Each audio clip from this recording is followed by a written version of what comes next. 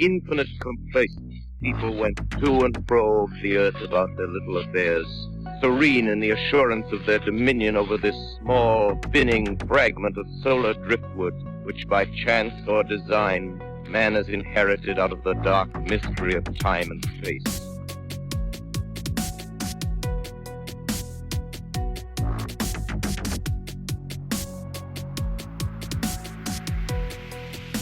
So on this episode of Into the Fray, I welcome Jake Gara. He has been researching flying reptiles for over 24 years and helped form the company, the Ropin Network. So we are speaking specifically today about pterosaurs and pterosaur sightings. And if you've heard, well, every episode of Into the Fray, hopefully you've heard a few in there about pterosaur sightings. People have claimed to see these things. There are plenty of other shows and online forums where there are modern day sightings of these creatures. In fact, Jake has his own to share with us today. Jake, welcome on. Thank you, Shannon. It's a privilege to be your guest today. Thank you for the opportunity to share with your audience and the research I have gathered over the decades, my own personal encounters, and the treks that I believe will help strengthen and provide awareness for this field of research. Thank you so much for the opportunity. So was your sighting or sightings a catalyst for all this research, or were you already into these guys and then happened to see a few of them? Oh gosh, I don't know how much you want me to go into because this stems all the way back to the 80s. This is kind of a long story, so if you want me to make this short, I can, or I can go into some depth here about my humble beginnings. It's up to you. Whatever you feel like doing. How about that? I'm good either way. Okay. Well, let's do that then. Interesting enough, this field of research began for me back in 1985. My father took me to a movie back in March of 1985, and it was called Baby's Secret of the Lost Legend. And it's about a living sauropod in the Congo. And I was just moved by this film. Most people actually found it annoying and stupid. I enjoyed it. And I just thought, what if? So later on, my brother bought me a book called A Living Dinosaur by Roy Mackal. And I just studied that book top to bottom. I realized there's something to this. So I wanted to find out how I could get more involved in something like this at a young age. And it just became very difficult. I reached out to multiple people. And there's a lot of humble people in this field, but there's also a lot of people who will shun you and won't respond. And back in this time, the only way you could reach out was you had to go to the library and send out mail to these individuals. And if you're lucky, they would reply. But that's where it really began for me. And I tried to get more involved during this time, but it was so hard. So I guess in a way, I had to let it go for a while. And then something happened to me back in 1999 and early 2000s. I obtained a position with the Oregon State Legislative Assembly, and I came to meet all these politicians and legislative aides, as I was one. And one particular gentleman, we would talk a while. He said, "Hey, do you consider yourself a cryptozoologist?" I said, "Well, I'm young at this. I'm new at it, but yes, I'd like to consider myself that." He's like, "Well, do you have to get a degree?" I'm like, "No, there's no such thing.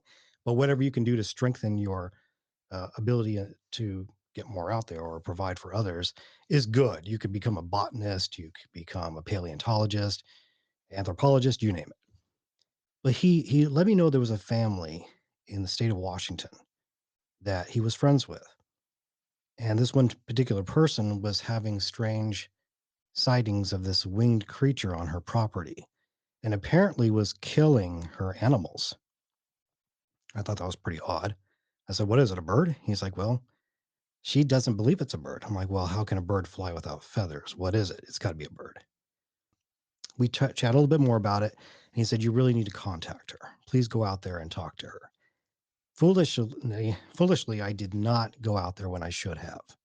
And it wasn't until the 2000 special session that I finally met up with him again. He asked me if I'd gone out there. I hadn't. So when the session ended, I decided to drive out to this remote area of the Yakama forest. And that's when I met the family.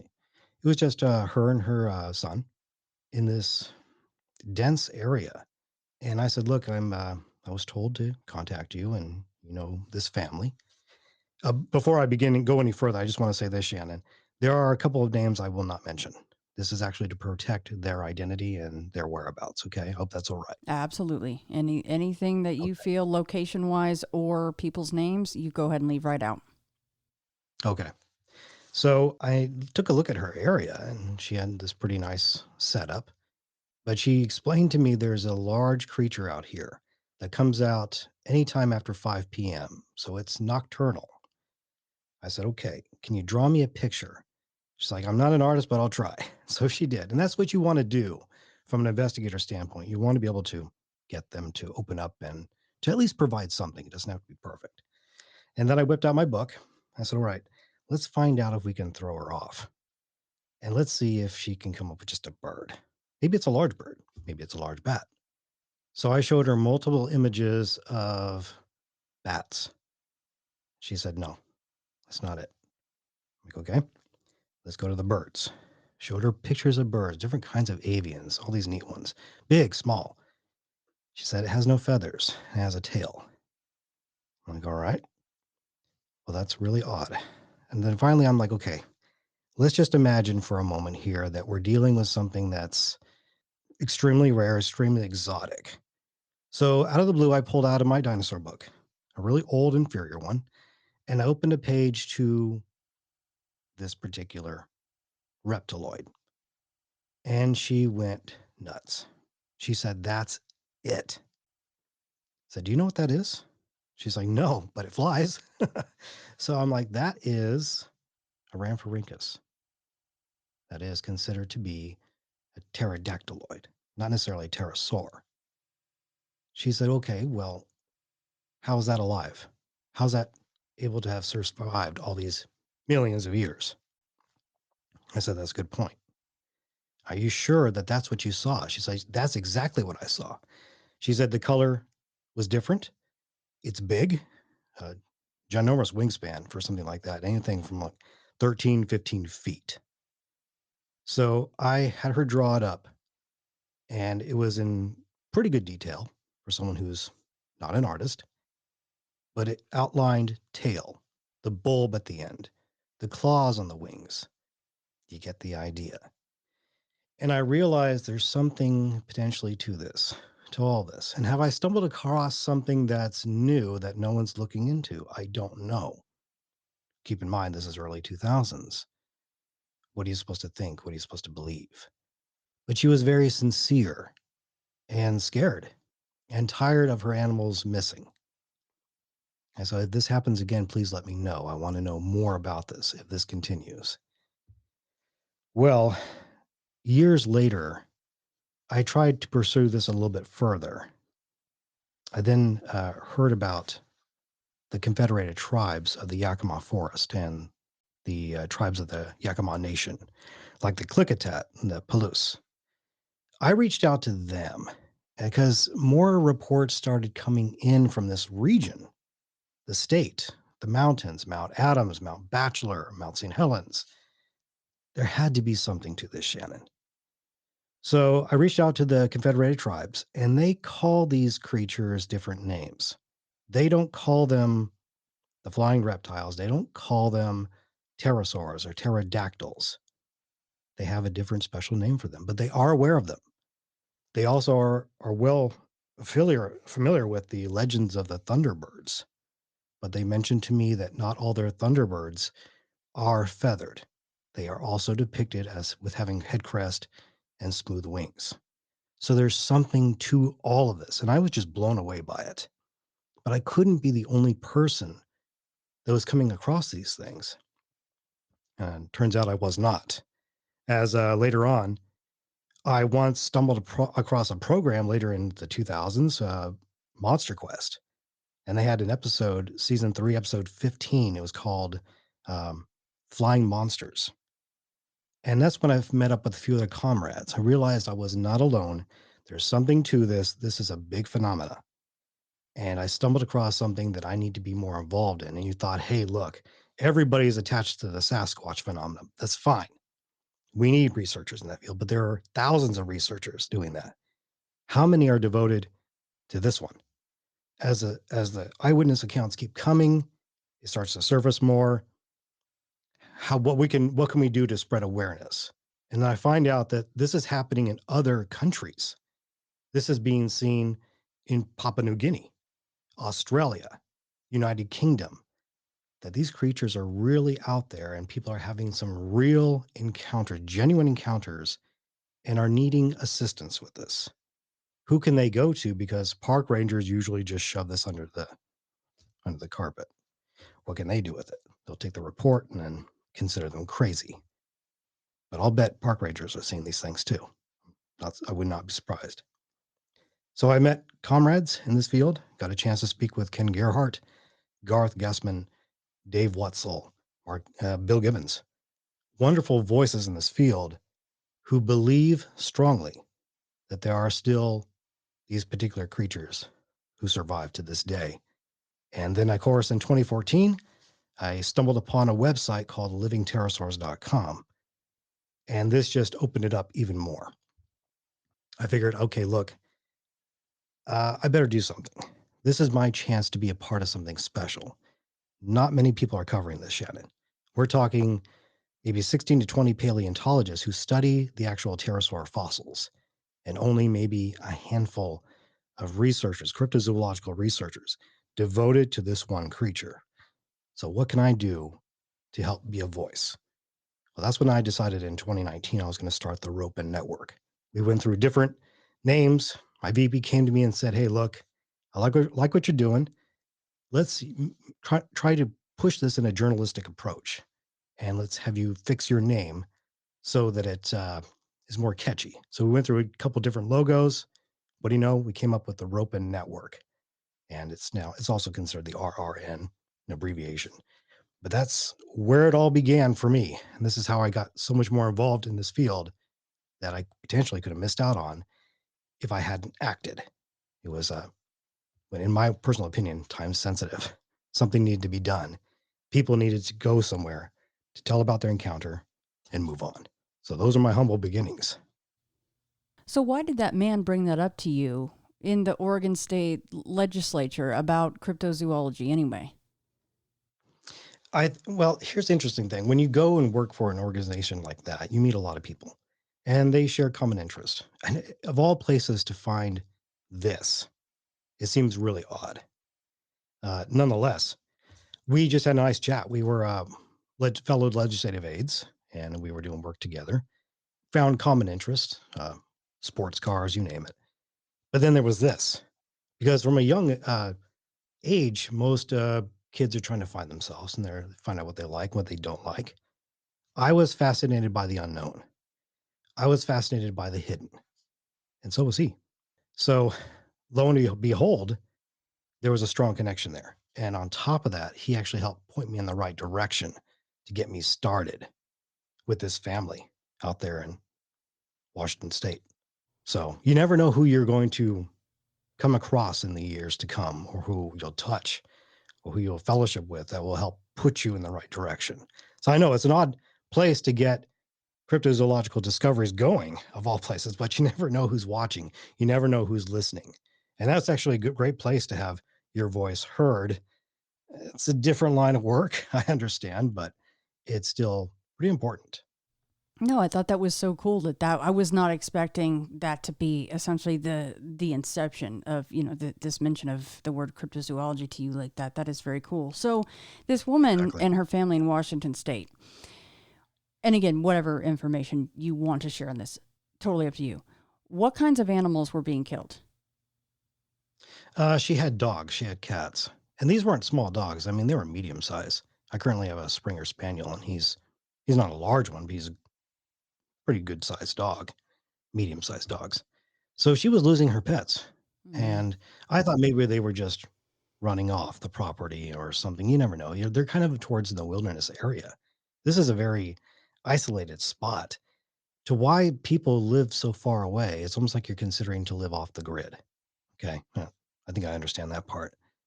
But yeah, she had anything from chickens to cats and dogs that have gone missing. You can start to think about the ramifications over time.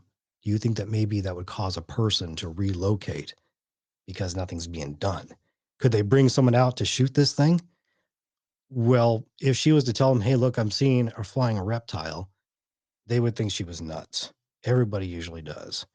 But usually they do try to contact a service to eradicate whatever is trying to inflict damage. Unless this thing is protected, it is a wildlife area. So what can you really do, right? So these animals, from the chickens to the dogs and the cats, were they being actually physically lifted off the ground and taken, and she saw that, and that's why she knew what was, an obvious correlation would be, even without seeing it, I guess, if there were things left behind. But were they ever just mauled and left, or were they always, she knew that this thing was taking her animals? Yeah, there's actually she had some with their heads off. She had some that just were disappeared. She had some that had blood that was splattered here and there. And most of the time, they just disappeared, which is really odd because most animals who are domesticated, they'll return home. They know where they have to go or come back to. I don't know why you would necessarily keep cats way out there or dogs. Dogs I could see because you're for protection, but cats, keep the rodents away. I don't know, but that's my suspicion.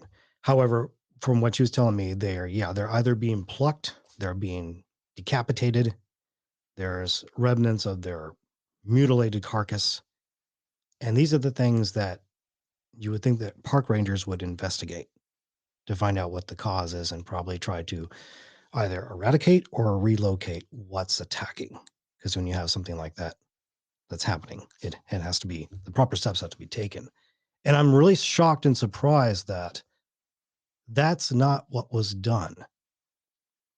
And I just wonder, at the time, I didn't know the restrictions for wildlife. If you're going to venture too far in, what can you expect to happen? Well, you got cougars, you've got bobcats, you've got things that enter your domain. They're free roaming. They have large radius. They have great patterns to where they like to roam. So it's just really, it was an odd situation. Nonetheless, a very intriguing case that I do think has some strength to it. But why nothing else was done to protect the family or maybe eradicate something, I don't know. That's the mysterious part to it. And that's where you can get into theories. I won't go into that though. How many times did she see this thing? I'm not quite sure. I think she at least conveyed to me that she's seen it a couple times. And I've actually found a report online that is consistent with her testimony. However, I don't know the person who wrote this, and I don't know the main source of it. So almost as if she had spoken to someone else too, and they got involved as well. Right. So there's that story is out there, I know, but I don't know the person who, where it originated from. It does make you wonder too. You keep bringing up, park rangers, so government officials. It does make you wonder then the report or reports taken from her. It makes you wonder what they actually wrote down on the paper. Were they just trying to say, "Oh, she's just misidentifying a big bird and correlating it with the mountain lion that came in and got her Right. dogs and cats and chickens," right? I've had some good conversations with park rangers. I came close to being one for Silver Falls Park not too long ago. But over the years, I've established a good connection with a few fellow park rangers, and they've told me that they take the report, they go out and they investigate, and they see if there's really a serious problem. They'll try to step in and use tranquilizers or whatever, relocate the animal. Okay, I get that. Most of the time, though, like you had mentioned, they are taking the report, and depends how the person comes across. If she was adamant that what she was seeing was some sort of monster bird, uh, unfortunately, they're going to take the information and the manager's going to say, I don't care, file it. Okay. That's usually how it goes. And I've talked to a legislator of the Department of Fish and Wildlife who's had experience of being a park ranger as well. And when I told the story to her, not naming names, the first thing she said was, well, what was she smoking? That's what I get all the time. They always want to pick and poke fun at the eyewitness. They're just not open to this kind of field. Okay, I know we're mostly in the minority anyway. Nobody really wants to believe this. However, more eyes and ears are being open. Okay. So, but again, she explained the same situation. This is what happens. And if they can't get some real solid information from it, enough to go off of and say, okay, we're going to call this a bird that's hurting people. We need to do something. They won't do anything about it. They won't step in. So you might get on a few occasions someone who really is willing to do something about it. But it all depends how that eyewitness comes across. If they're terrified, if they're needing someone to step in immediately, then something could be done. Or if they're just nonchalant about it, or a little relaxed, or trying to communicate this properly, there may be too many obstacles that will prevent this from getting done.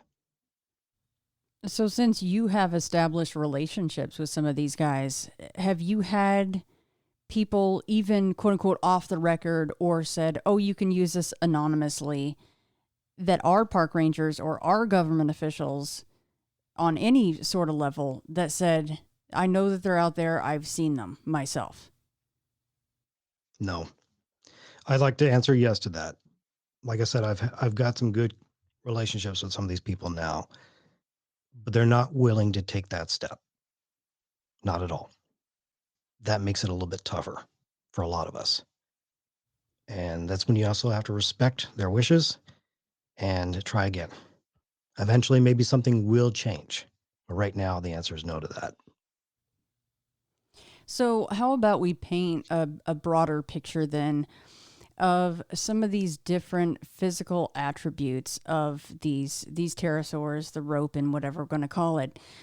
Because you already mentioned that some of the sightings, they're feathered. Some of the sightings, they're completely smooth. And then in some of the images online, when you look up, some have tails, some seem to not have tails at all. So what are these different attributes? And to piggyback off that question, have you found that regionally, these physical attributes stay in that particular region? Is there any pattern to that as well? Oh, this I can tell you. I have not come across feathered. Everybody who, so if I didn't say that correctly, I apologize. But most of my encounters, most of the witnesses who are coming forward are saying these creatures do not have feathers at all. I try to throw them off. As an investigator, what you want to do is try to bring it up more than once to try to see what will happen with the response. Usually, if they say, if they make a mistake once, no big deal. But if they continue to do it at least twice, then you have something there that may not be genuine. But I do try to confuse with the feather concept. Okay. Because perhaps they did see something that's just a large bird. No problem. But most of the eyewitness testimony I'm getting suggests that these creatures have no feathers, no fur, no fuzz, all smooth skin, like a bat. Okay. Even though bats, certain bats, Chiroptera, have fur on their bodies. Okay. Totally different from pterosaurs, in my personal opinion. But it's just going that direction that they are mostly smooth skin. And the locations of these creatures is all over the US. You can go to any state and you will get a report that someone has seen a living pterosaur. And I know that this word pterosaur tends to go over people's heads. They don't know that word. They know pterodactyl. So some will say, hey, I saw a pterodactyl. It's not the right word. I get it. It's an old-fashioned term for pterodactyloid, pterodactylus, one of the first discoveries. Pterosaur is the right proper term for the scientific community. Okay, so it spans from anywhere from Florida to Washington, California, Texas, Arizona, Nevada, Arkansas, all over. And my personal accounts is up to about 204 sightings for someone who just started using social media to my advantage in 2019, even though I've been affiliated with these people and with this field since the mid 80s all the way early 2000s and then up. Is there a common size regionally? Do you see that at all? Well, what I'm finding here is that there's a 15-foot wingspan as the natural size. Okay. When we get to, I don't know, more of the coastal ranges, where these sightings are over large bodies of water, then everybody's starting to mention 20, 25-foot, 35-foot wingspans, ginormous.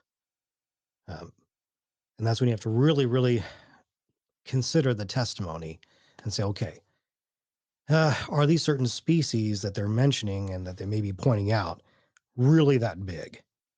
Because some of these fossils that we've been looking into don't really depict these creatures to have that kind of a wingspan. But who's to say that they're not adapting properly to their environments? They're not growing. I feel that these creatures are extremely smart. They know how to survive. They're excellent survivors. Reptiles generally are. So I think there's something to that. But yeah, it varies. Most of the time, though, I'm getting something that is about a 15-foot wingspan. When you have like maybe a bald eagle, the wingspans are usually up to about 7'9". But this is mostly around the 15-foot range. But here and there, I do get some very large ones, but mostly towards forbidden areas in the coastal ranges. That would be insane to see that. That is the complete opposite of the no list. That is yes, please. I don't care what size. That would be so incredible to see. So we know that really, really small, tiny birds can fly great distances. You know, they migrate, they do their thing.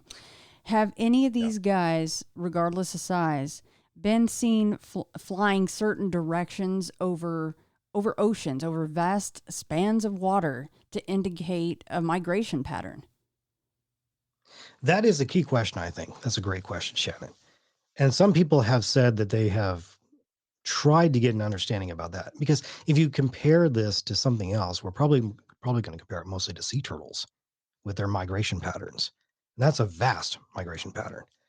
So I think there is something to that. I have not been able to pinpoint that, unfortunately. Most of the sightings have them, they're not flying erratically like a bat. They glide, they soar. Okay. They will flap their wings, but they won't do it like a bird. It's just a soaring movement, beautiful and stealthy. And most of them are sticking to this area where there's a food source. Okay. Or they're just passing through. Like, for instance, one of those amazing encounters that I learned of that I went personally to investigate was in Arkansas. And I won't name her name because not sure if she really wants me to these days. You can easily look this up online. You'll find out and you'll get the details of it. But this creature was migrating, I believe, potentially from Texas into Arkansas. And he just was trying to find a place to hide. And he was underneath a bridge in Arkansas. And when she passed over, he could almost was startled by her truck, the sound of it, that he started trying to push himself up underneath the bridge. And he was struggling to gain altitude, literally kicking himself and flapping his wings to get out and get away because I think he was startled by her. But this was a very large pteranodon species because she mentioned the head crest, but no tail. Of course not, but large wingspan. But this particular, I think, was like 20 feet. And I think that he was migrating from local states and into Arkansas. And people have come across them in Arkansas here and there. Like a retired Navy officer mentioned that he went to her and said, "You're so full of it." So I think a couple of months later, he actually saw it, and then he had to apologize to her and said, "Look, you're right. I am so sorry. They really are out there still." So yeah, States that have caves, do you think that there's a chance that they would live in a cave or take shelter in caves? Is there any increased sightings in anywhere that has more caves than another place? absolutely. I'm going to point out the ape caves of Washington State. Okay. Not only do I believe these creatures to be nocturnal, I believe this to be a fact that they are nocturnal. I also believe them to be subterranean dwellers, that they will hide wherever they can. Now, Mount Adams has a ton of sightings of these creatures. But not only that, there are eyewitness testimony along the Yakama River, Mount St. Helens, the larger mountains, the lower plains where there are caves, yes. People are saying that they're seeing these things come out of them. So they are positioning themselves for survival, and they are hiding in these lower levels. Uh, Friends of mine have suggested that some of this is due to fracking. Okay, potentially in California. California is a hotspot for pterosaur activity, no doubt about it. They're coming down from the Sierra Nevada mountain range, and they're coming into the Orange counties, potentially feeding on iron to sustain themselves. You've got a lot of orange fields out there. So, yes, I do think there is strong support for them to be living in cave systems and mountain regions. Yeah, you mentioning that the bridge situation, it just made me think, well, maybe that he had to settle with the bridge, like he couldn't find a cave for whatever reason or a cave in time, and he's like, well, this bridge will have to do. Exactly. Yeah. And for whatever reason, I went down, and we both, actually, me and my comrade, Garth Gussman, we went down there and we investigated that bridge. This sighting happened in 2012. We were out there 10 years later, close to the anniversary of it. And as we're investigating this bridge, it's a good size opening, but this guy's going to have to really tuck his wings to nestle under there. And it's also a dangerous spot because I've been told that water moccasins will hang out in that area. So you got to be careful. But if you're a flying reptile, it's not going to bother you whatsoever. Yeah, that'd These things be are going lunch. easy. Yeah. Yeah, exactly. He's like, They're ooh, extra snack for above me. the food chain. Yeah. Exactly. Yeah, I doubt they'd have to really worry about much. But but you know what? That segues into a good question. Have you taken any reports where someone took a shot at one or something? They got out of their fog of awe, which is exactly what I would be in. I mean, has anyone ever gotten a shot off and said, I took it down, and maybe they could or could not find it, the body? Not yet. I haven't had anybody say they shot this thing, but I've heard people tell me they came close to shooting at it. The only thing that held them back was the fact they thought, what if it's the last one? So Yeah. he did not take the shot. And I totally sympathize with that. And most people will tell me, "Oh, come on, for crying out loud, where's your smartphone?" I understand we're living in the day and age of smartphones, which was early 2000s. Okay. A lot of these sightings are also from pre-smartphone era. So if you really think it's that easy to whip out your phone when you're viewing a large, presumed to be extinct flying pterosaur, go for it. Unless you're properly trained to be ready for something like that, unless you're expecting it, like researchers do or investigators, you're not going to be able to do it. You're not going to be able to gain your composure, whip out that phone and film. It's just that difficult because what you're doing is you're taking in all that beauty, all that glory, or all that horror at that moment in time. And you're going to want to be fixated on it because you want to have all the details in your memory. And that's usually what happens. And Shannon, you know this too. Being a part of this field, everybody would love to have a photograph or a video. The odds are against us because when you see something, your mouth flies open and you're frozen in fear or you're frozen in absolute beauty of what you're seeing. I mean, I would just soak it in. I mean, look at all the pics Yeah. and videos that get posted of all of this stuff: ghosts, UFOs, pterosaurs, Bigfoot. Yeah. Doesn't matter anyway. Everyone's going to crap on it.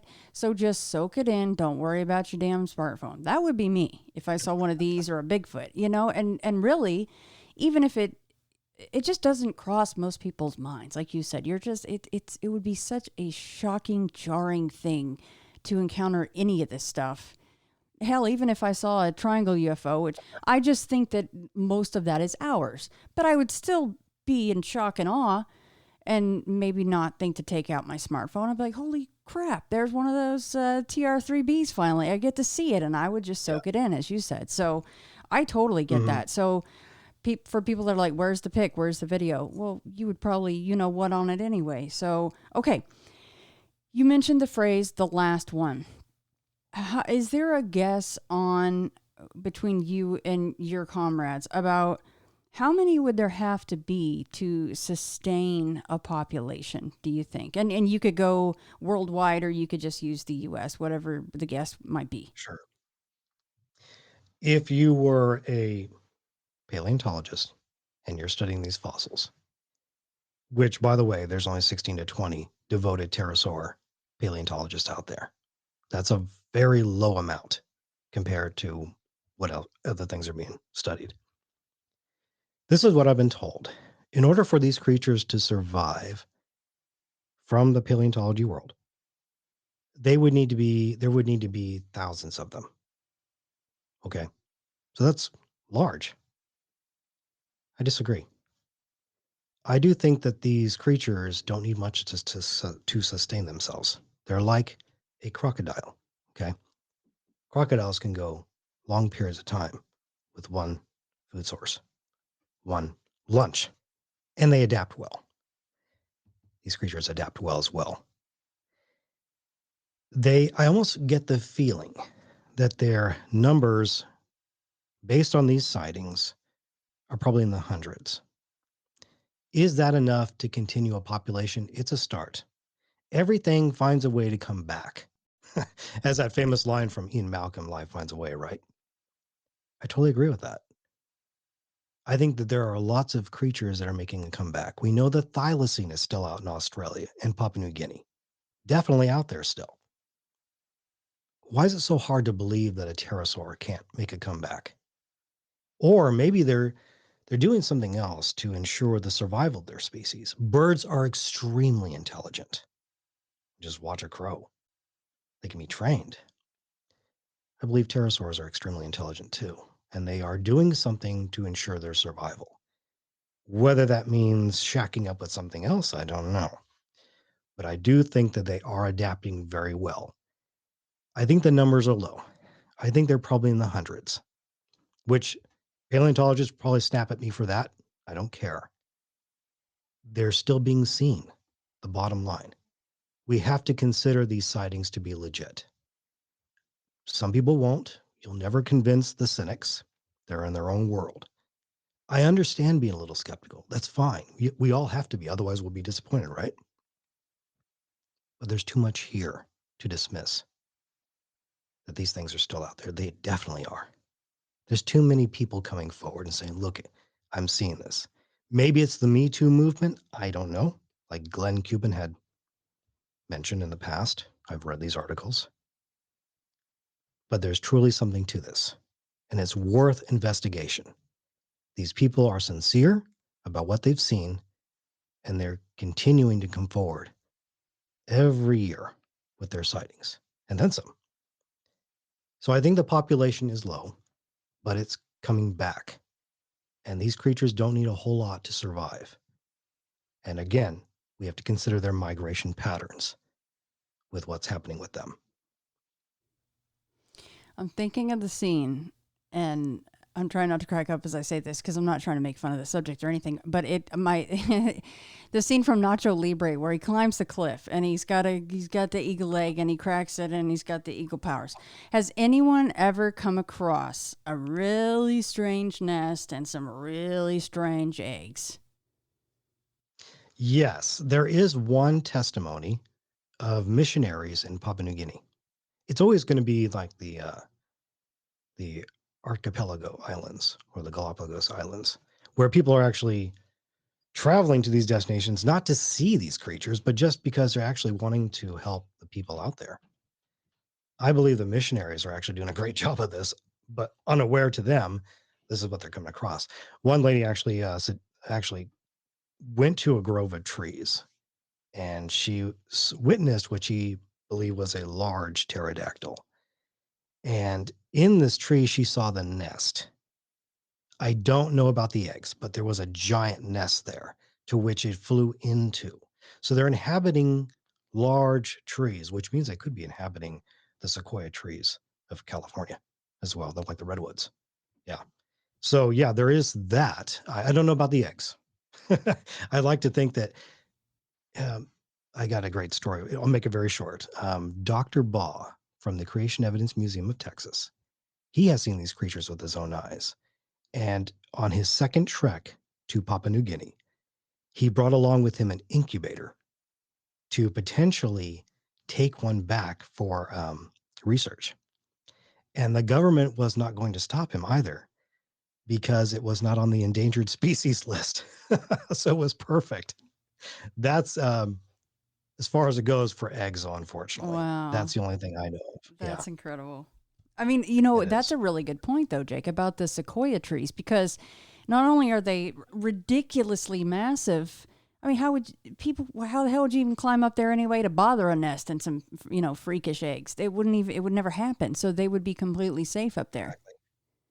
And yeah, and those trees are protected by the state government. So you're not going to go around chopping down sequoia trees Yeah, you get picked off. in You those even touch regions. the damn thing, which is good. As well, you should, because people suck. They do stupid things out there in these beautiful They do, places, yeah. right? Just take them down.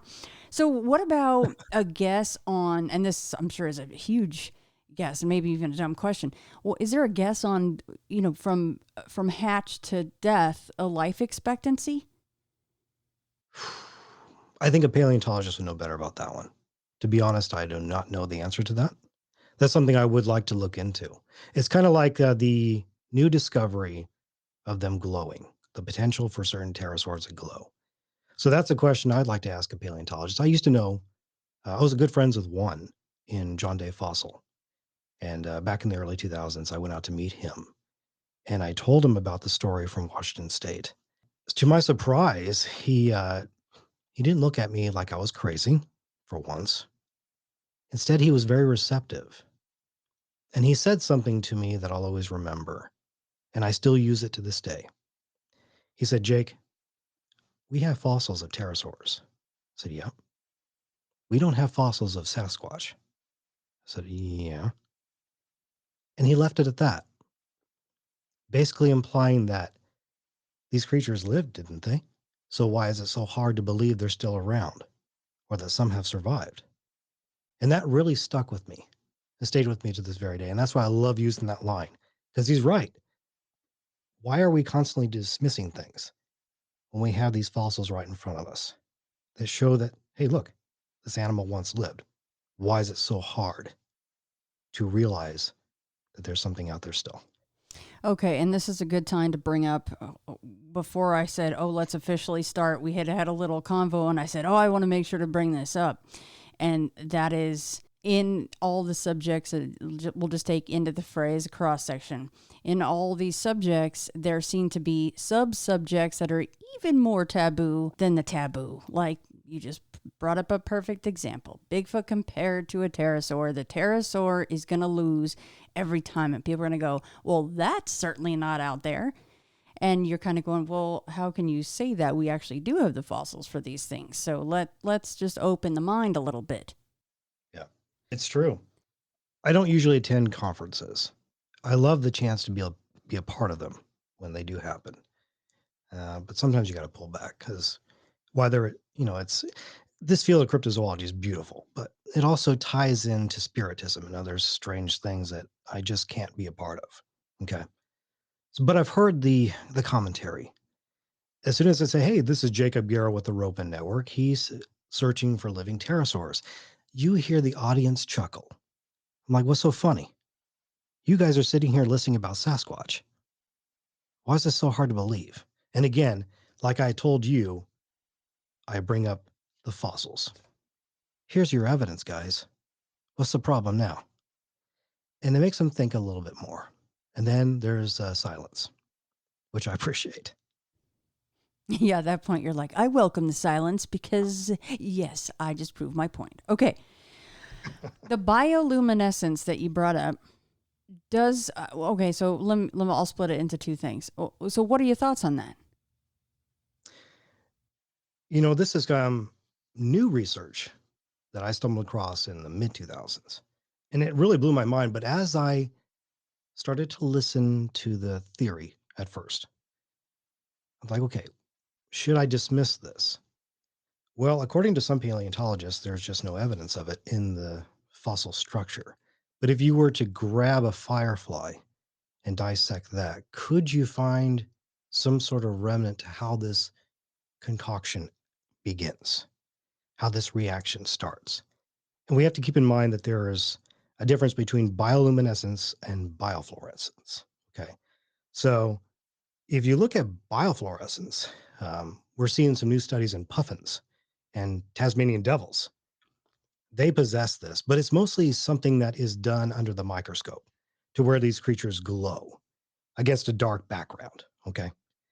But when it comes to bioluminescence, this is a chemical reaction within the body that makes the creature or the organism use it to lure its prey or to evade prey or to communicate. So when you hear about pterosaurs possessing this, it mostly comes from the Papua New Guinea Islands, like all those sections. They glow. Researchers have gone out there, like Paul Nation. My fellow comrades have gone out there, treks over and over again. I've had conversations with a gentleman who's stationed out there, Rex Yoppie. He has seen the Ropin himself, the demon flyer. They're living pterosaurs. They range in sizes. He mentions that they are just like a firefly, beautiful. And at first, the people thought they were comets, but they were making course direction. I'm sorry, comets don't do that. So they're diving down over the ocean and coming back up. And that means they're fishing because these guys are most likely fishers. So they're using that light and they're communicating with one another. And on top of that, if they see something that could alarm them, they will use that to their advantage as a way of protecting themselves and protecting their kind. But they also will use it to bring in their prey, which they've been known to do. And this is why it's called the demon flyer of Papua New Guinea. It will literally kill anything that it desires because maybe the food source is low. There could be problems with their digestive system and they need something different. That's been a fact, has been proven in lions. So they're going after human beings. And they use this light to attract human beings. So that's where the natives have said, hey, we know what this is. It's the Ropin. They call it out, they run. So that chemical reaction is something fairly new. I mean, it's been around for maybe 20 years, but people at P&G know better because they've seen it longer. But I find that there is evidence in scripture that points to this. And people say, whoa, whoa, whoa. Are you trying to say there are dinosaurs in the Bible? Yes, there are. But remember, this is the ancient world. So they didn't call them dinosaurs. It was Richard Owens who named it dinosaur in the 1840s. Before then, they were known as the behemoth, leviathan, cockatrice, the dragons of the ancient world. But if you look at the book of Isaiah, it mentions the fiery flying serpent. Now that's crucial. Why would it say that? Well, we have to remember that the word serpent doesn't mean snake in scripture. It refers to reptile, the fiery flying reptile. And if you look at where it's mentioning this, it's outside of Egypt, where there are a lot of pterosaur fossils that have been discovered all throughout those regions. Makes me think a little bit more. There's something to this. So it's a very, very exciting discovery in a way that's still being looked at by my fellow researchers. But I got to tell you, Shannon, there's so few of us compared to the Sasquatch researchers out there. We need more. There's probably, oh gosh, probably no more than 10 of us. But then you think about how many pterosaur paleontologists there are out there devoted to just the pterosaur. It's scarce. So you can see how important all this new information is.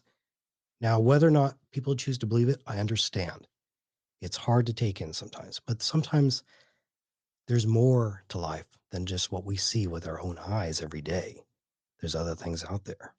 So we have to be ready to open up to the possibilities of this truth. How many of the actual pterosaur paleontologists out there, I mean, that they really think that the pterosaurs are still flying around to this day?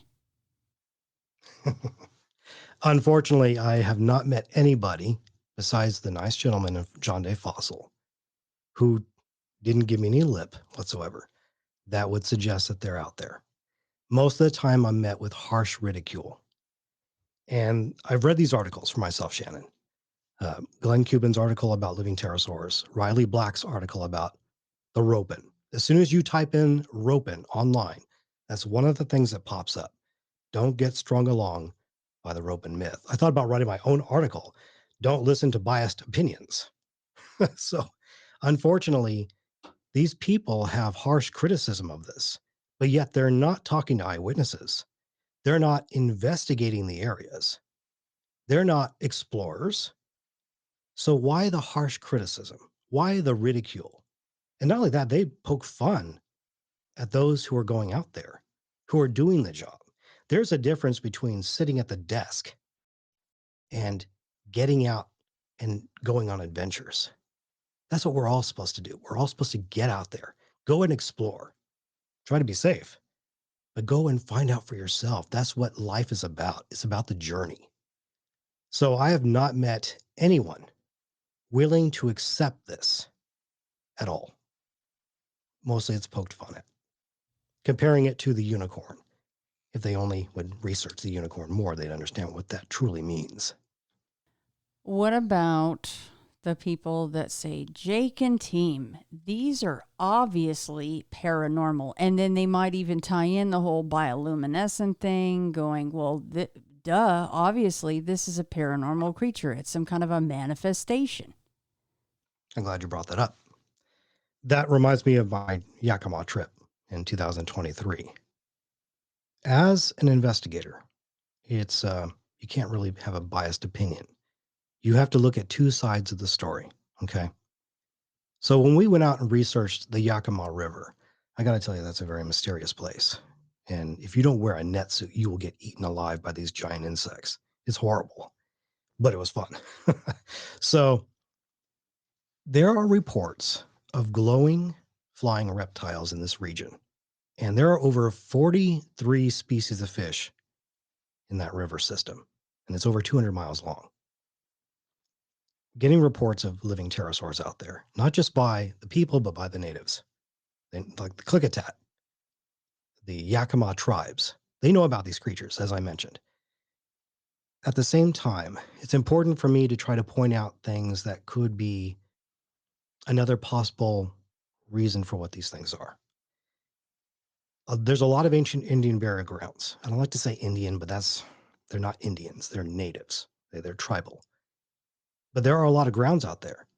So when you have burial grounds, you have potential for paranormal activity, manifestation of orbs. I've seen it. I know because I was a parapsychologist for 4 years early on. Never going to go back that direction, and that's another story. So you have to say, okay, look, what's the difference here? Are we talking about ghostly activity? Are we talking about things that fly?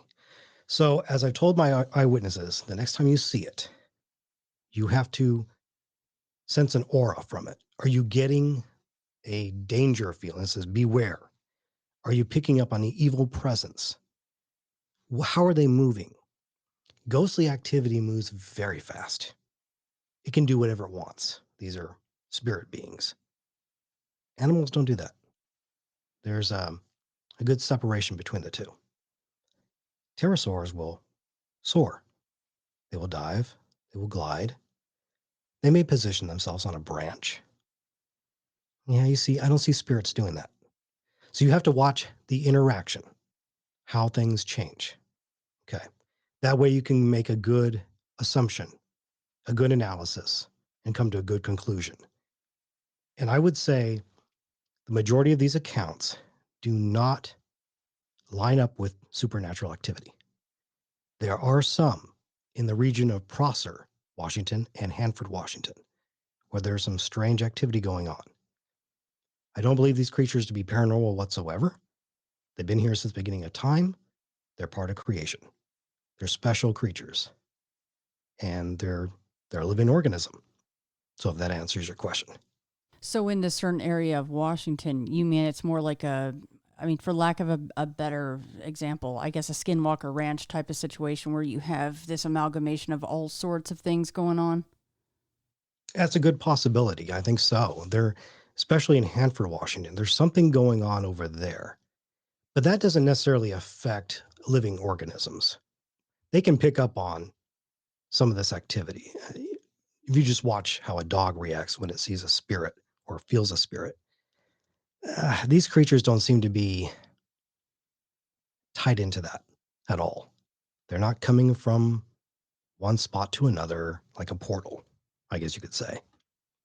But they they understand, like we do, the presence of an entity, and they will keep their distance. But yeah, I think that the Yakama parts of the Yakama River potentially are a good research spot for what you're seeing on Skinwalker Ranch. But then again, Skinwalker Ranch has so many pulls that are all over our Earth. You name it. They're not just a Skinwalker. They're in other places around the Earth. No doubt about it. We live in one big supernatural realm, whether people want to choose to believe that or not. But that's just part of our world, and it's going to be that way for a long time. You usually hear reports of just one of these things being seen at a time. Have you come across many reports that you've taken or seen online or wherever that several have been seen at one time? I think that mostly consists of the glowing orb phenomena, the glowing lights in Papua New Guinea, where you see clusters of them, mostly in, I wouldn't say the islands. I have reports from Maui, the Hawaiian Islands. They have definitely been there. And a few people saw a cluster of pterosaurs out there. And I wish I was there at the time. That was actually in 1999 in September after I had just left Maui, of all times to leave. Mm. But they saw a cluster of large pterosaur species along the Maui coastlines. I think it might have been, I don't know if it might have been Hana. If you've ever been to Maui, you'll know where Hana is. It's a long stretch of road and it's 3 hours or so. But that's where they saw this cluster of creatures. And it was apparently an amazing display of them just fishing. Beautiful. And you think that somebody would have had the nerve to whip out a camera. But like we mentioned before, that's not easy to do when you're in awe of what you're seeing. No, and even I have the latest, greatest iPhone. And I mean, really, if you're trying to zoom in on anything, the second you do, it pixelates. So it's, Exactly. they're going to be blobs, and you can tell maybe something's flapping and flitting, but it's a tough one. I mean, and if you've seen a telephoto lens, it's not like you're just carrying that thing around your neck all day in Hawaii. You know what I mean? So unless you've got perfect timing with stuff like that, it's just not going to happen. So what about reports of them attacking people, carrying kids off, trying to carry someone off, or anything having to do with close contact with a human being? Yes, that has definitely happened. Most of the reports I get, these creatures don't seem to care too much for humans. I'm not trying to use that too loosely, okay? They're not bothered by us. They know what they can do and what they can't do. I believe that if their food source is scarce, that's why they're going after people. There are reports of them doing that. Let me give you a good example. 1986, there was an attack in the PNG Islands in Finschhaven. A farmer was out and he was doing his daily routine.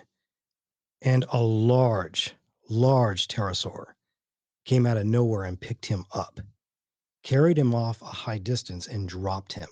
So if you look at the avian types, that's what they do. The mountain goats are dragged from mountainsides and dropped to their death because it's easier to eat something after that. Well, the man was still alive after he fell. And the Ropin came and grabbed him, threw him into the trees in front of the villagers, and began eating him in front of them. I went and looked up this death record, and I found it after a long, exhaustive effort. I found his death record. The authorities put down unknown animal attack from that year. So his death was very prevalent for that community and stuck with them for a long time. So when a person dies due to a Ropin attack, it really affects the community for a long period of time. Rightfully so. When you lose a loved one to a death, it affects us all. But these creatures have been known to carry people off, and not just in PNG. I've heard of an attack in towards the border of Mexico and Texas, I want to say, where a gentleman who now lives in Portland, him and his brother were crossing, and out of nowhere, a giant pterosaur came down and attacked his brother and ate him in front of his other brother. So these things are, again, that happened probably, I'll say, early morning hours when they were trying to cross. I could sense the fear in his voice. He really didn't want to talk about this anymore because it's hard to talk about as it is, but he understands how important it is for the research. But there are serious dangers when you consider looking for something like this because they're very stealthy. They're very elusive. And they blend in with the night because they're nocturnal, like a bat. Another great encounter that I learned of was along the islands as well, where a man was fishing and a smaller version started to attack him. Now, this version had a tail, but as he was being attacked, it was stinging him. It was burning him, which is odd, wouldn't you say? Usually, when you say, okay, what is that? Like some sort of stingray, or is that some sort of eel? It had the ability like an eel. So he's fighting this thing off. He eventually kills it, and he's burned up from this thing. And later in the hospital, he died of his wounds. And again, the report suggested unknown animal, but the villagers said that it was a Ropin, or I think they might have called it the Endava or the Core, one of those other names given. It's not always known as the Ropin on PNG. There are different parts of the islands where they have other names because there's different dialect, different languages. Boy, that's a hell of an adaptation, huh? Have something that can rip you up and sting you at the same time, and it flies from death from above. Holy crap! Well, it's not. I got to say this too, real fast, Shannon. Yeah. If we're talking about actual reptiles, these are not birds. I don't care what anybody says. These things have no relation. Why are we calling them archosaurs then if we think that they're covered in fur, which they are not? All right. Based on eyewitness testimony and based on what I've learned. What's interesting is that these things are also doing it in the States. And if you talk to researchers who were once officers of the law and investigators, one such person is David Paulides. I asked him if is it possible that these people are being carried off by a large avian type. He said yes. Most people go missing, and we find remnants of them at higher altitudes. So maybe that's not pterosaur related, but it could be a large territorian bird, like a roke or something like that. I think you get the idea. Thunderbird, large bird, or we're talking pterosaur. I mean, that would make sense if you missed the treetops moving with the wind, or if it was already windy, because it's always this first in line, last in line situation. Well, not always. Let me back that up. It can be a first in line, last in line situation when you're talking about the 411, right? Like that's kind of the new slogan. Don't be first, don't be last. That would fall in line with what you just said. Being picked off like that, just carried off into the sky and no trace left behind. I think I just realized where I was trying to make my point too. I lost my train of thought for a moment there, but going back to the possibility of the burning sensation. If this is a reptile, what's the possibility of it being poisonous as well? If, some of them have teeth, which they do. There's lots of variations. There's over 150 species of pterosaurs that, are out there. The numbers keep coming up. A lot of them have teeth. The pterodactyloids have teeth. So what's the possibility of them having poison? Because we know that certain reptiles are poisonous. Amphibians are poisonous, like frogs. So is there a possibility that pterosaurs possess this capability as well? I don't know yet. I don't think any paleontologists come forward with that kind of information. But again, if you only have 16 to 20 paleontologists, there's still a lot more to learn. You brought up how likely intelligent these things would have to be, and I agree. The idea then, going back to that poor farmer from 1986, do you think that it's possible that this farmer, I mean, this is putting a very human attribute onto an animal, and I realize that, but I'm going to go there for a minute. Do you think it's possible that he did something to the land, or, and I'm not talking about in a paranormal or woo kind of way, but he moved something or he cut something down and maybe it took a nest with it, or, he got the eggs somehow and it pissed this thing off. And I mean, for it to drop him then again in front of the villagers and eat him in front of the villagers I don't know. It just seems, again, I'm putting a very human attribute onto this, but I'm going, that was quite the show that it decided to put on. It could have dropped him and eaten him anywhere. Yeah, you got a point. I look at this like an animal. It's showing its aggressiveness, showing maybe potentially the villagers that, hey, I'm in charge here. Don't mess with me. I don't think that's the case at all, that he may have affected its ecosystem whatsoever. Nothing like that. I just think that this was a creature that was saying, hey, look, I'm hungry. I don't feel like eating fish today. Could be something wrong with its, digestive system, like I'd mentioned.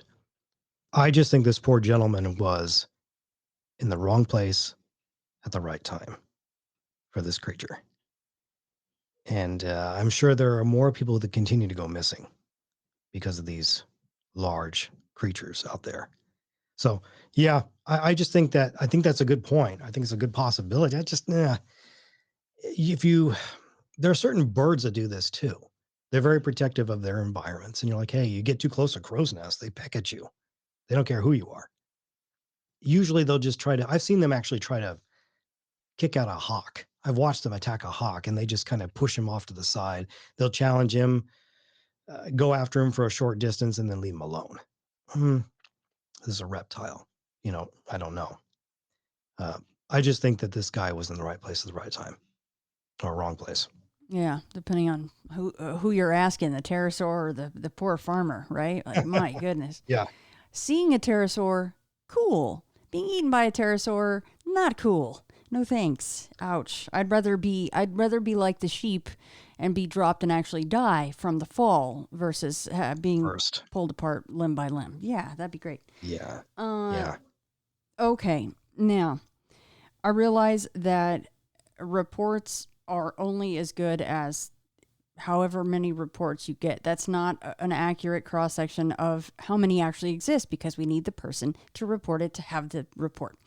But that being said, what are, and this is not going off where the fossils are. That can be a question for after. This is going off reports. And going off my previous statement, I know that this is not 100% accurate. But what is the most active country for active reports, for actual sightings? I like this question.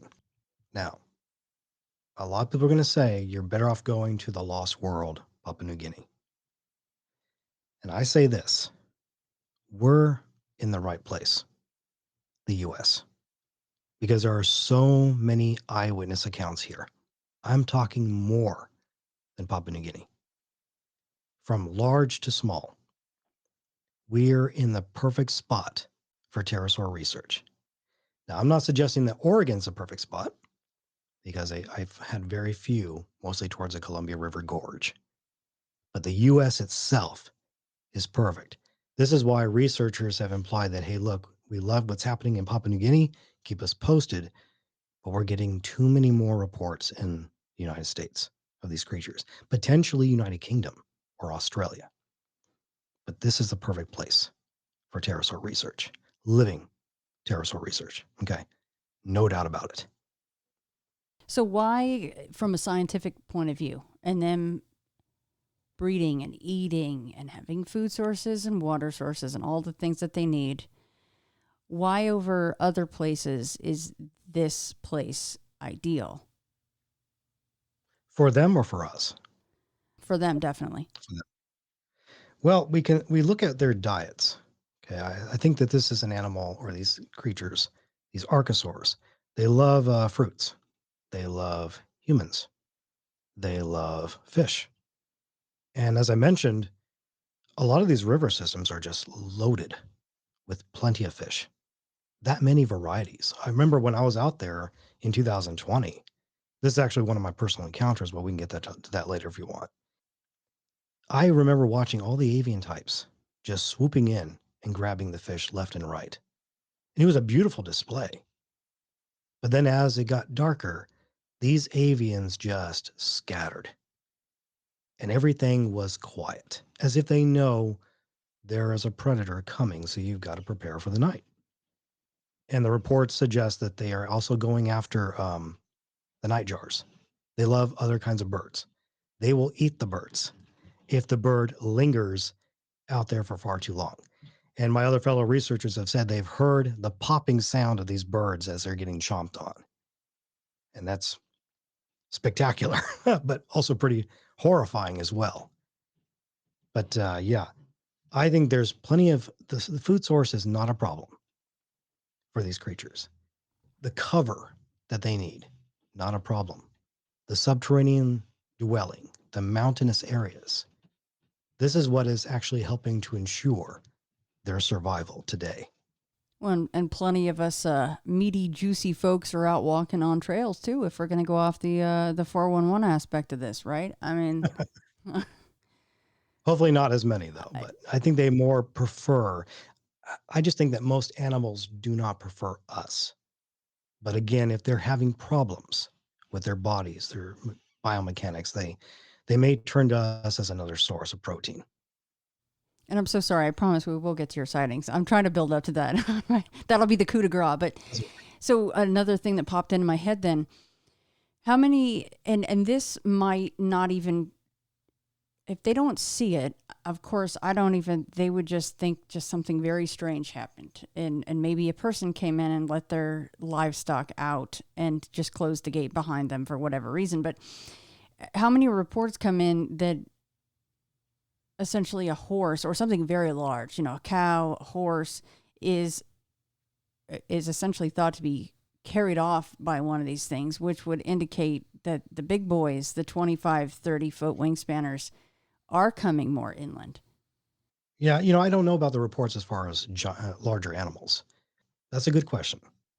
Most paleontologists would suggest that the creatures are too fragile. Their legs are too fragile. They're not strong enough to hold big animals. And we've seen evidence of eagles carrying people off.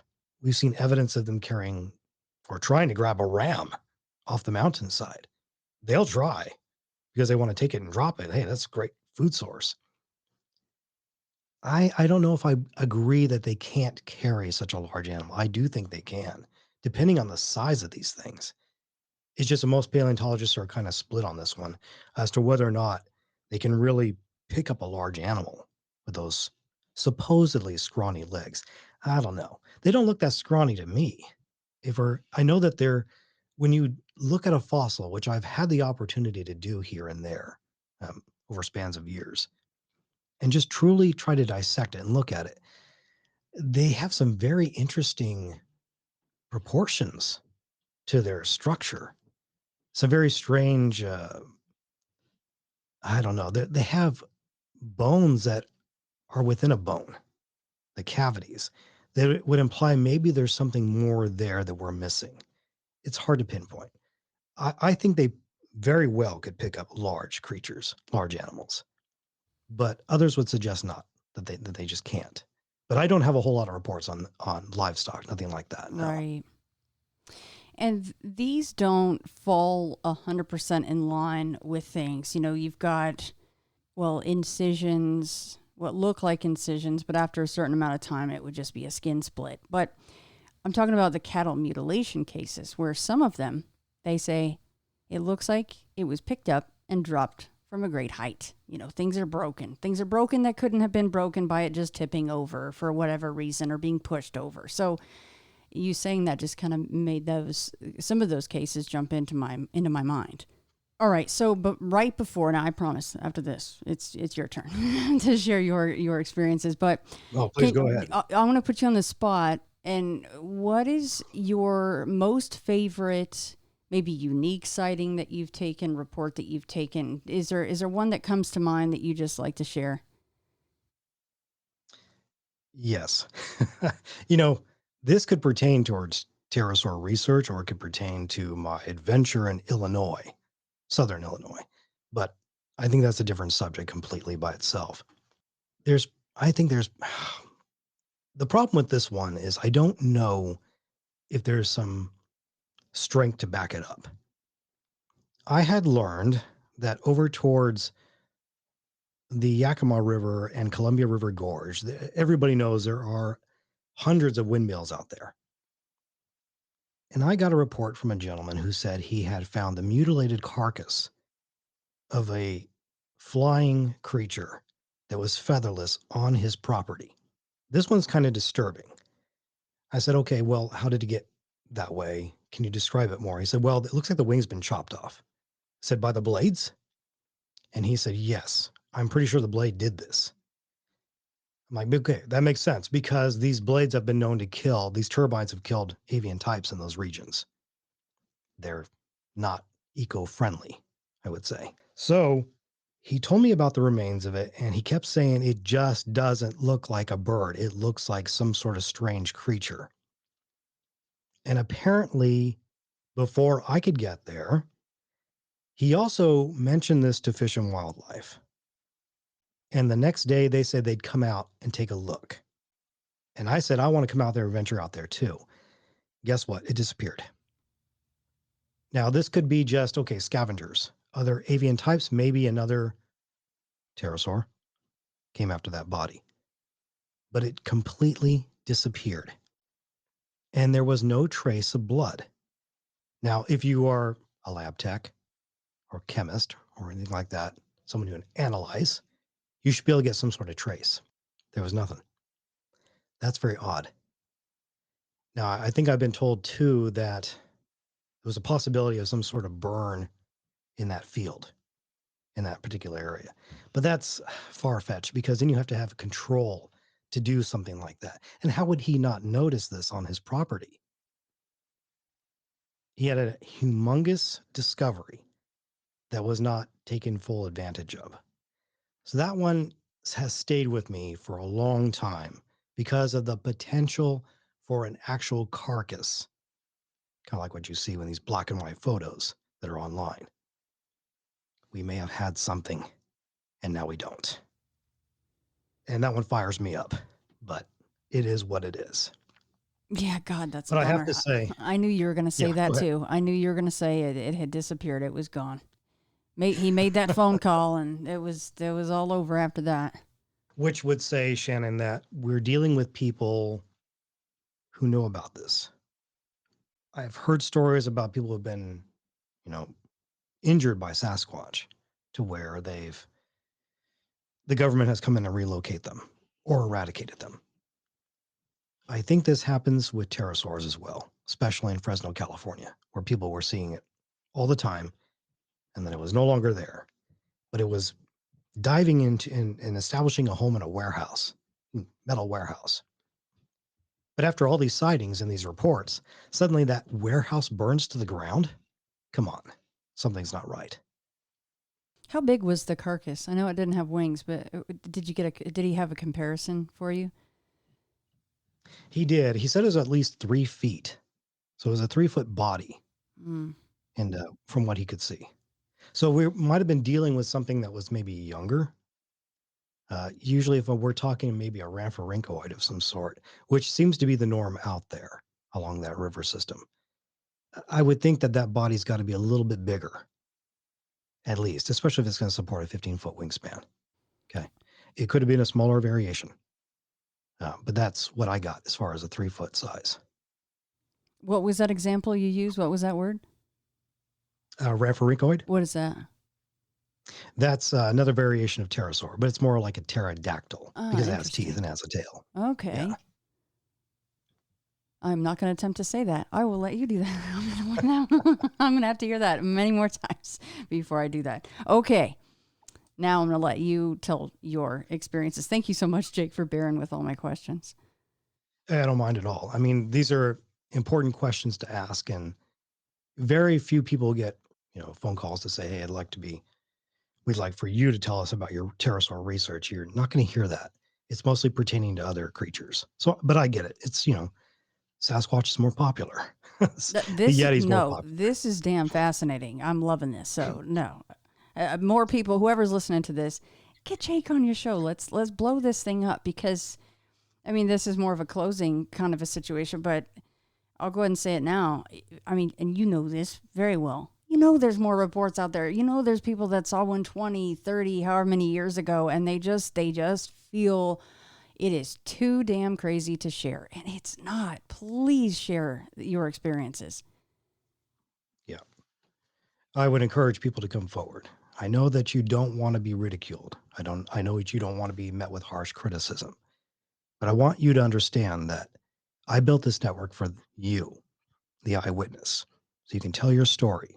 And I promise you'll be treated with utmost respect on this network. I'm here to listen to your story.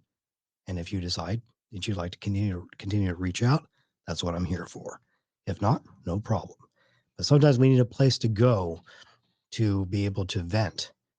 And because it's very cathartic to open up, because who else is going to be willing to listen to you? But Shannon's correct. Please come forward. We need more of these accounts. We need to hear more about this research. Yeah, imagine it becomes a slight bit less taboo and gets about even with Bigfoot. Maybe then we can really start to compile some data with some of these reports, you know, and get actual patterns of these things, which I find so fascinating. And I know that and I appreciate that because, as I mentioned, I called it an adaptation, you know, with a stinging, but it's probably not accurate. And you said, well, that's less avian and more reptile. And I appreciate that, you know, instead of just saying, oh, well, I have parrots and, oh, these are just simple dinosaurs, and a pterosaur would be exactly like you, just with no feathers. But that's not always, it's not that cut and dry. You know, there's just so much more to this stuff. So, okay, Jake. Yeah. On with it. I'm going to be quiet. I'm going to stop with these little tangents, and now you can share your experiences. So the experiences I've had actually quite a bit. I didn't know if you want to just hear about the pterosaur information, or would you like to hear also about some of these other discoveries I've come across? That's totally up to you. It's whatever you want to do. Okay. Let me jump to a different creature here that I think you'll find fascinating. And I actually gave up Maui to go here. I was going to go to Maui this year, and that was in 2021. But I couldn't do it. I just felt, hey, there's a lot of mystery here, and I have to go see for myself. This is part of the adventure, part of the treks that you enjoy so much. So I decided to take a trip to Southern Illinois. I had heard a story about a three-legged tripodal demon creature that had been seen, and it was called the Enfield Horror, but it's also more widely known as the Enfield Monster. And I thought, would it be fascinating to go to this place and just soak in all this mystery? I wonder if it's a big city or a small town. So I decided to go out there. And not surprising, this was just riddled in mystery. This small community of about 570 some, and an account that happened back in April of 1973. And as I'm there, it all just starts to unfold. And as you're there too, you feel the mystery of it, just a part of all of it. And I'm so glad I made that trip because in Southern Illinois, there's so many reports of swamp monsters. And it's breaking away from what I'm used to doing, but sometimes you got to do that. That's what this field is all about. And I was fortunate enough to go to ground zero and stand on the premises of where this thing apparently was seen. And it was seen for multiple nights in the early 70s. And I had a chance to speak with the actual owner of the property because he bought the land from the McDaniels who once lived there.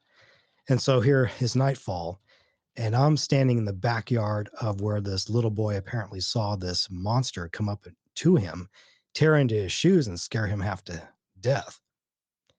And I'm just, as I'm on that lawn and that whole backdrop, and you have the sound of the cicadas going, it just, everything started to unfold about the mystery of it all. And I'm so glad I made that decision to go there. But I did find so many holes in the story. But nonetheless, this is why we go out and we venture to Southern Illinois. As I'm done with my trek, and I've had a chance to chat with the mayor and people who were part of that time, that era when this whole thing happened with this creature, I find out later on that the property to which I went to burned to the ground. I'm like, that's awfully strange. I was just there. And at the time, I did not know what was the cause for this structure to burn down. I've been told the report is because it was a camper that had a faulty mechanical line of some sort and it caused a fire. It was really odd. But I had a chance to look at the original remnants of this attack, the front door, the main structure, the building, everything. Just beautiful as it unfolded. But there was so much mystery that I just wanted to share that with your audience, how important that is to be somewhere and to soak that all in. And I'm not sure if you're familiar with this encounter or not, but I did do a documentary on that. And it was the first documentary of this case, I think, in years, maybe decades, which is now, I've been told, it's going to become a movie here soon, which is great. So I just wanted to share that with your audience. And if you're interested, take a look at the Enfield Horror Investigative documentary. I think you'll find it very fascinating. But there's a lot of mystery there. And it turns out that a year later, this thing was seen again along Route 14 in Enfield, Illinois, just outside of Enfield. This three-legged reptilian creature is still inhabiting those areas. So that's one of my favorite adventures that I went on, that I got to be a part of, and I will always remember it. And I'm grateful for that eyewitness to come forward and say, hey, look, this thing truly is out there. How ironic that I was just there and this creature was spotted again. But yeah, I just wanted to share that with your audience real fast. Was that Zach Starrick that you're speaking about? His recent site? Yeah. Well, 2022. Yeah, Zach Starrick. Yeah, I had him on. That was an incredible story, the original one, and his as well. So, yeah, that is awesome. So, this documentary, where can that be seen? You can find it on the social network hotspots like Facebook, YouTube, Rumble, and yeah, mostly just those three. Yeah, it is an accurate description, the three-legged demon, because the descriptions of this thing are just horrifying. I mean, if you see something like that, you'd be like, okay, maybe I do need to pray. I don't know. Like, what am I doing wrong here? They'd probably say Jake wouldn't run after that. Oh, yes, I would. You got the sickness, man. You sure do, and that's cool. No, that is really cool that you actually went down there and were able to go to places like that and speak to people that have actually seen these things, because it makes a huge difference to actually be on location. I usually speak to people when I'm sitting in my home, sitting in my office, as I'm sure you do too, but it's completely different when you get to go to the actual location and see where it all happened. Yeah, and I do recommend those adventures because it really does just help bring everything in perspective for the understanding. And then you can share that with your audience. You can say, look, we ventured there. There is something, definitely, there's a presence, there's a feeling. So it's important for those journeys. But one encounter I've actually had two encounters. One pterosaur encounter I had was in 2020 along the Yakama River, and that was my second time being there. We were, like I mentioned before, we saw the avian types taking the fish out of the water. It was beautiful. The unfortunate part is that I forgot to pack my bug spray. So we were getting eaten alive, and we decided to retire at about 2:20 a.m. I'm like, okay, let's do it. And it is pitch black. There's no moonlight at all.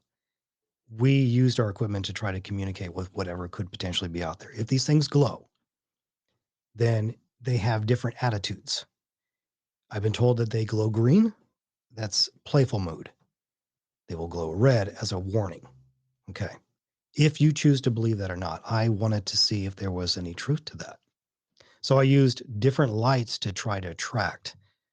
Most people say, what are you doing? That's extremely dangerous. But me wanting to see something, I was, set up for this and ready to do something with it. But without that bug spray, we were just getting demolished. these bugs are eating you and there's blood dripping down from your head. It's awful. I recommend a net suit. But anyway, we decided to retire. As we're driving out of that river system, there's a canyon. And anyone who lives in that region, you'll know this. Weber Canyon, just outside of Benton County. And it is desolated. You are alone on that road.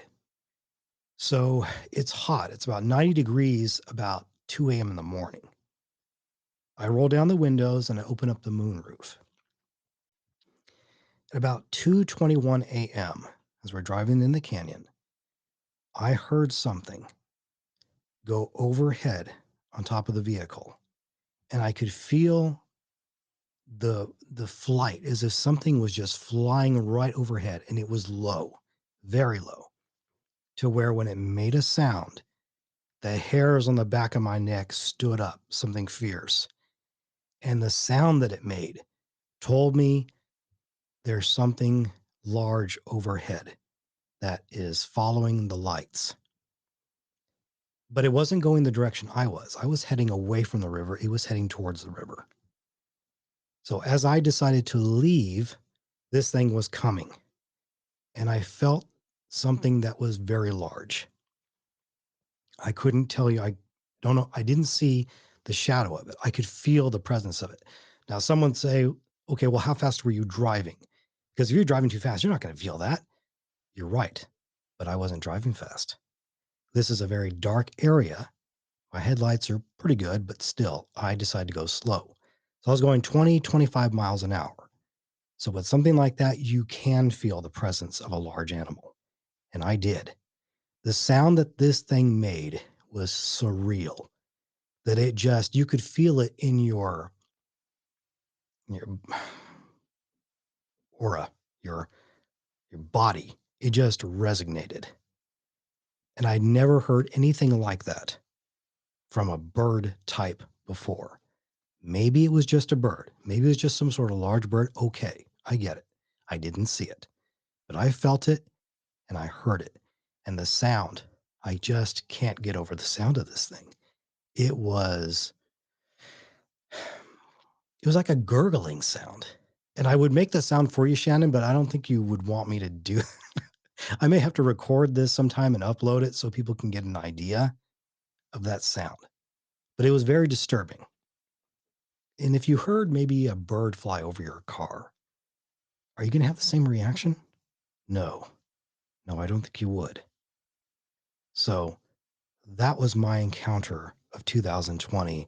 And I knew, yeah, there's some strength here to these encounters. There's something definitely out here that only just helped push me forward to continuing to want to go to this river system, to which I did. I went back out there with my team in 2023. And that's where you can actually view some of that for yourself. Ropen River investigative documentary. You can find that on YouTube, Facebook, and Rumble as well. But that sound, I'll never forget that sound. My comrade was asleep in the back of the back of the car. So he did not hear it. He did not feel it. He did not see it. Sound asleep. So it was just me. And unfortunately, that doesn't help. But that's sometimes just the way it goes. Do you have other reports of this gurgling sound from anybody else? Not the same sound. I've heard others tell me it was like a large, sick, dying crow, something like that. Mm. I've been told too that there's potential for them to mimic other creatures as well, like other avian types. And I think they're using that to lure in their prey. But in my case, I don't think that was it. That was that at all. I think it was just passing by and might have been attracted to the lights from my vehicle. Did you at that time still have any of the colored lights on in the vehicle? I did not, no. But you had just left that location doing that, executing that. That's interesting. So exactly. Does your mind ever wonder, gosh, if we were still in that spot, we were doing all these things, what kind of an experience might we have had? Exactly. Yeah, I think about that here and there. that if I just stayed longer, what would have happened? Either I'd be talking to you today or I'd be dead. I don't know. Right. Uh, could be few different things. But yeah, I look back at that and wish that I still had some time to stay there. But we were just exhausted and we were just being beaten up by those insects, unfortunately.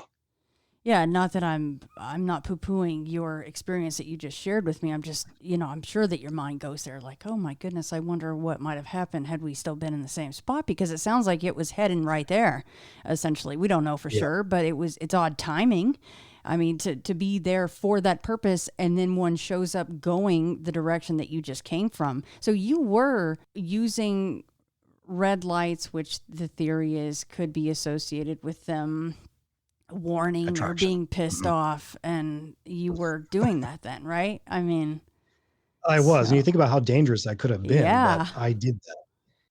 Yeah, when you really put yourself there and you go, you think of the farmer, right? You think, well, what if it was coming in to pick us up and drop us and do its whole deal?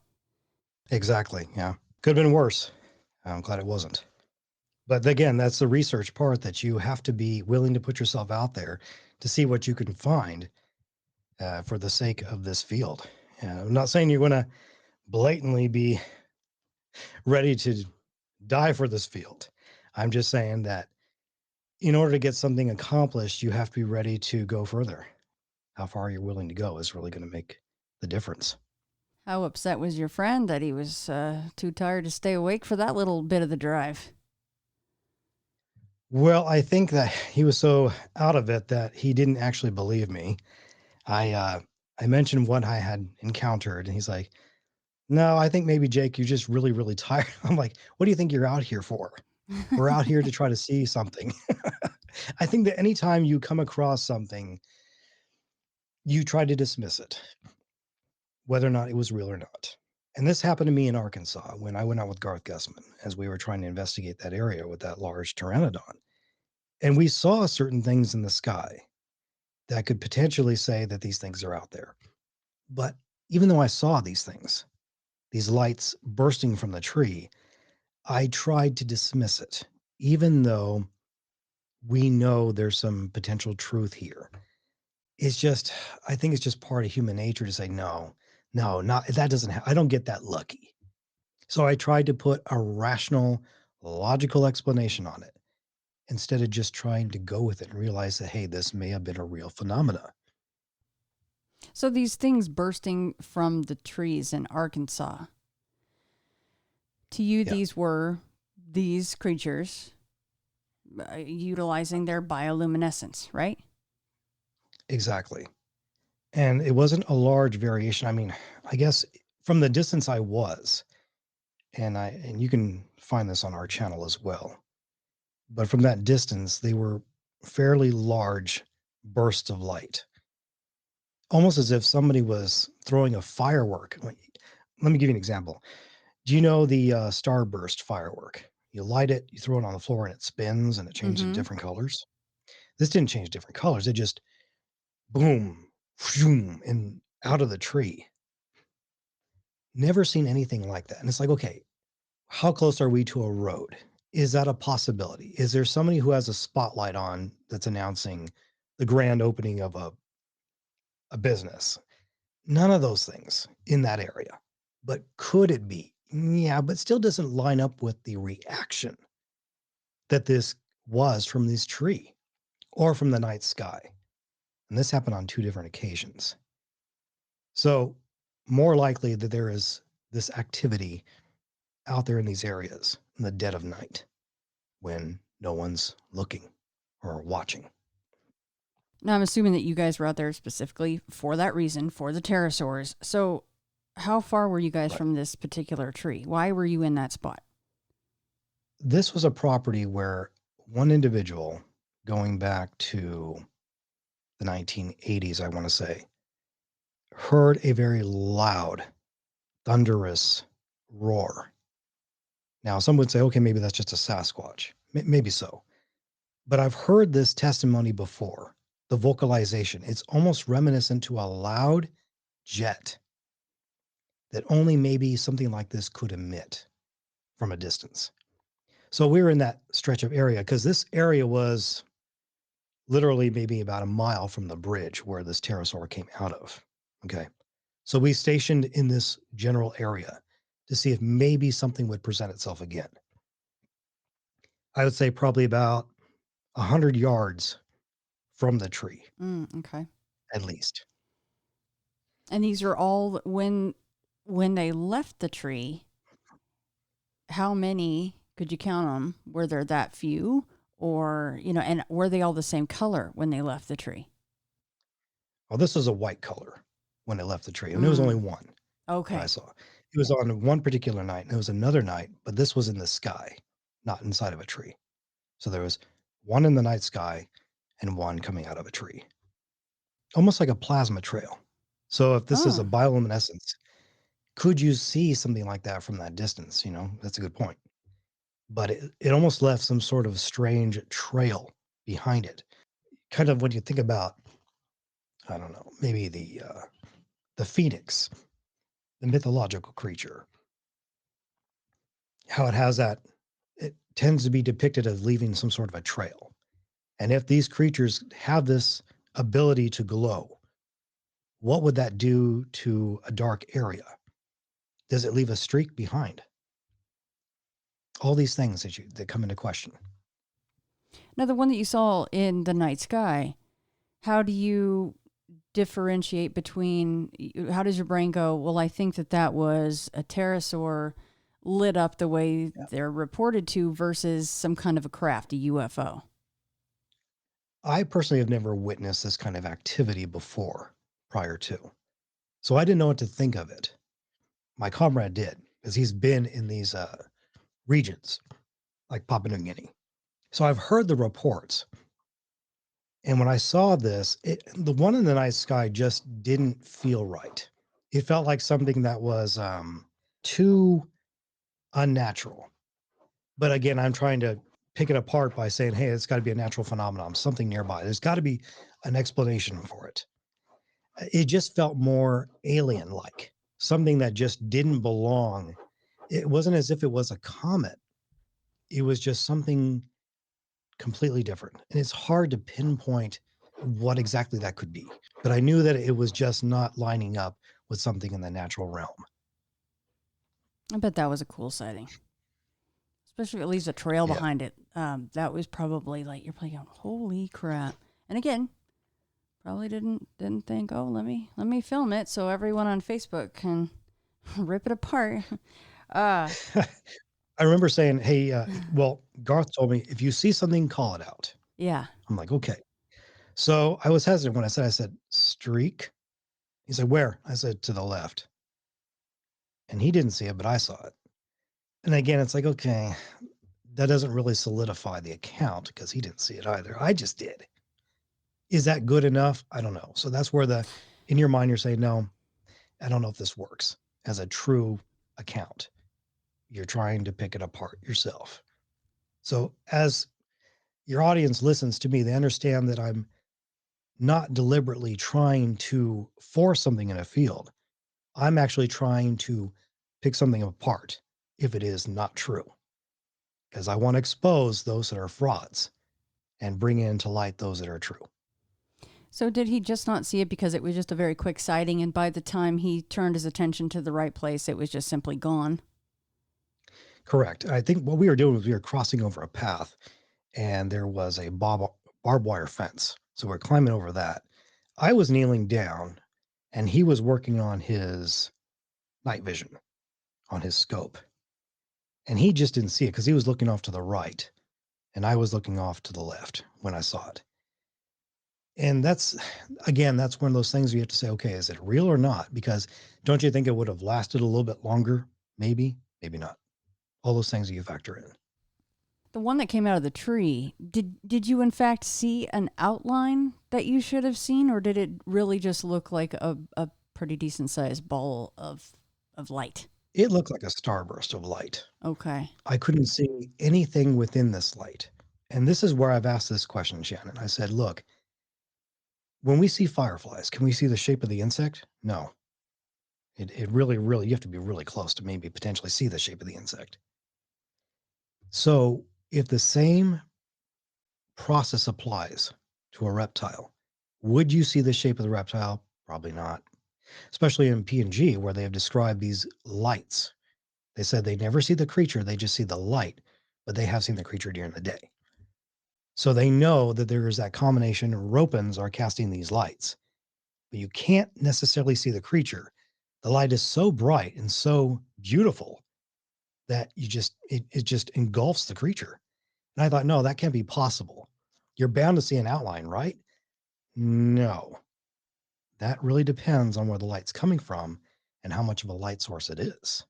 So, something to think about. Yeah, those are cool sightings. You still have more sightings than that? The other I had does not pertain to pterosaur encounter. It actually pertains to a reptilian, and Oh, that's a two-legged monster that would be associated with more of the lizard man concept, if you've heard oh, of that. of I'm course. sure you have. That particular encounter sometimes is really rough to talk about because it stayed with me all these years. And I just did not expect something like that. But you never know when you're younger and you're maybe dabbling in the wrong thing. This is what can help in a way conjure it. So I don't believe this particular reptilian was flesh and blood. I do think that this reptilian was something supernatural. And I've been told that when people see these reptilians, they come in two forms. So we're either dealing with a supernatural entity or dealing with flesh and blood, metaphysical. I think that obviously, with the discussion that you guys have heard here today, Jake is very easy to talk to. There's a lot of more questions I even have for him about pterosaurs, and I think that an update show on the pterosaur subject should happen fairly quickly, I would say, because I know that Jake is constantly looking into this. So just for everybody to realize that Jake will come back and share the reptilian story, but not today. So, okay, closing question for you then on the pterosaur, Jake. What is your most perfect ideal sighting? Have you thought about that? Hmm. I have a little bit. I think, you mean personally for me, if I was to see it with my own eyes? Yes. Okay. I've always imagined the chance to see one someday, but it has to be in clear daytime, which has been known. It is true that these creatures have been seen during the daytime, not as many because they are more nocturnal. I would love to be able to see this creature in a 360-degree view, something that's not too far away, something that is as close as 13 feet, if possible, in all its glory, and be ready to film it from all different angles. Because the only way you're going to prove the skeptics and the cynics wrong is to film this thing, not just from one side, but from multiple angles. That is my ideal encounter, and it's got to last for a good considerable time. But most importantly, it is my hope to track this creature, to launch a net over it, to subdue it, put a tracking device on it, and let it go. It is not my desire to kill any one of these creatures. They are too essential to my life right now because they have really helped shape my future. And I want people to enjoy these creatures, of course, from a safe distance.